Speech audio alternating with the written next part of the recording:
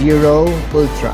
So, may demo unit tayo dito. So, Sharon, ano bang meron ang Zero Ultra?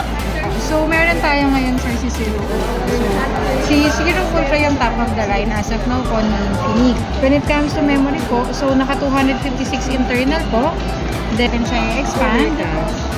Drag down lang po si control panel. Then pakihanap lang po si special function.